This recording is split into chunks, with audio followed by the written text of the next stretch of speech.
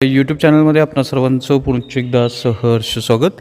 राज्य सरकारी कर्मचारी, निमसरकारी कर्मचारी, पेन्शनधारकांसाठी आताच्या घडीची मोठी आनंदाची बातमी समोर आलेली आहे.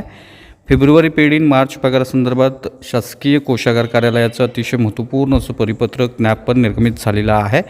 काय आहे ते परिपत्रक आणि या परिपत्रकाच्या अनुषंगानं राज्यातील कोणत्या विभागातील सरकारी कर्मचारी पेन्शनधारकांना कोणता लाभ मिळणार आहे या संदर्भातील सविस्तर माहिती देणारा हा व्हिडिओ पाहण्यापूर्वी नेहमीप्रमाणे आपणा सर्वांना एकच विनंती, व्हिडिओ शेवटपर्यंत पाहावा आणि आपण जर आमच्या चॅनलवर नवीन असाल तर चॅनलला जरूर सबस्क्राईब करा. समोरील बेल आयकॉनला सुद्धा क्लिक करा, जेणेकरून महत्त्वपूर्ण शासन निर्णय, कर्मचारी, पेन्शनधारक, कुटुंब निवृत्ती वेतनधारकांच्या विषयीच्या महत्त्वपूर्ण अपडेट्स आपल्याला आपल्या यूट्यूब चॅनलवरती सर्वात अगोदर पाहाव्यास मिळतील.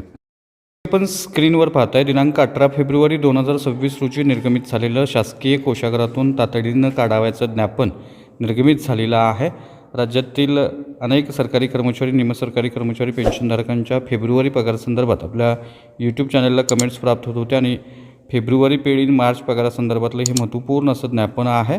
याचा विषय अतिशय महत्त्वाचा आहे. सन 2025-26 अनुदान वितरण करण्यासंदर्भातलं अतिशय महत्त्वपूर्ण असं एक ज्ञापन आहे. जिल्हा परिषद शिक्षक, शिक्षकेतर कर्मचारी वेतन, निवृत्ती वेतन व आस्थापना अनुदाने या अंतर्गत अतिशय महत्त्वपूर्ण असं एक परिपत्रक निर्गमित झालेलं आहे. या अनुषंगानं राज्यातील शालेय शिक्षण व क्रीडा विभागाशी संबंधित असलेले सर्व कर्मचारी असतील, पेन्शनधारक असतील, कुटुंब निवृत्ती वेतनधारक असतील, त्यांचं वेतन, भत्ते, निवृत्ती वेतन याबाबत संदर्भातलं अनुदान जे आहे ते वितरित करण्यासंदर्भातलं हे महत्त्वपूर्ण ज्ञापन आहे. त्यामुळे निश्चितच राज्यातील सरकारी कर्मचाऱ्यांना, विशेषतः शालेय शिक्षण व क्रीडा विभागाशी संबंधित असलेल्या कर्मचाऱ्यांना, पेन्शनधारकांना आता फेब्रुवारीचा पगार जो आहे तो वेळेत मिळणार आहे आणि या संदर्भातलं अतिशय महत्त्वपूर्ण असं एक परिपत्रक हे निर्गमित झालेलं आहे.